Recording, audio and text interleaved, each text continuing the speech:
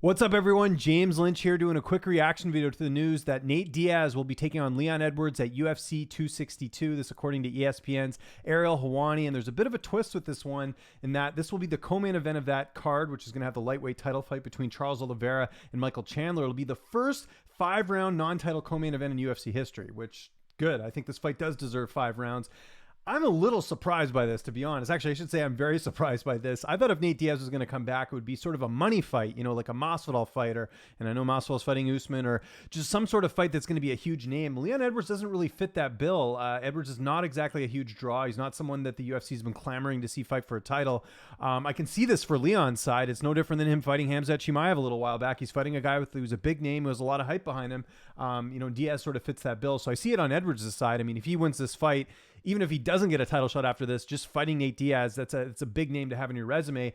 And for Diaz, that's where I am surprised. Like I said, not exactly a money fight. So there you go. UFC 262, May 15th. This will be the co-main event to the Chandler and Oliveira vacant title fight. Let's take a quick look here at some of the other stuff. Diaz coming out on Twitter says, check me out on May 15th. I'll be headlining UFC 262 in Houston, Texas. I'll also have the new lightweight title fight on the card. I need people to know these guys.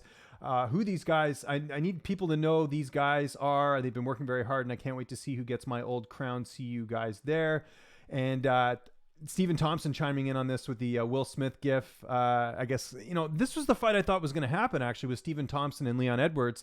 Of course, they have the same management. Rankings-wise, this seemed to make a lot of sense. But I can, like I said, I can see it from Leon Edwards' perspective. But for Nate Diaz, they must be paying him some good money, because I just don't think Leon Edwards is a money fight, nor do I think it's a great matchup for Nate Diaz. We'll get into the matchup in 1 second, but let's take a look here at Nate Diaz. 35 years old, 6 feet tall with a 76-inch reach. Leon Edwards is 6'2" with the 74-inch reach. So Leon Edwards a little bit younger and is going to have a height and reach advantage in this fight. Diaz hasn't fought since that fight at UFC 244 against Jorge Masvidal for the BMF belt. That was stopped a bit early due to a doctor's cut, but I think anyone watching that outside of Nate Diaz fans knew that Masvidal was on his way to winning that fight. It was a pretty dominant win from my perspective anyway, so we'll see how he does against Leon Edwards in this fight. Of course, Edwards coming off that no contest against Bilal Muhammad in a fight where I thought he was winning, so, you know, I didn't think he needed to do that rematch. I guess that's sort of the silver lining here as well, is that we're not going to see the rematch between Edwards and Muhammad. I didn't think it was necessary. I already gave my reasons for that. I'll talk about that a bit later. But yeah, here we are. Diaz and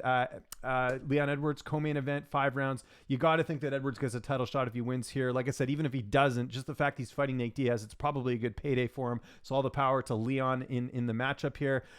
In terms of who's going to win this fight, like I said, I think Leon Edwards is a lot more well-rounded. I know he's also been very inactive, kind of like Diaz has. I mean, he had that huge break from, what was it, July 2019 until fighting Bilal recently, right? He fought Dos Anjos, and then he had that huge gap, all the fights canceled with Chimaev and Woodley.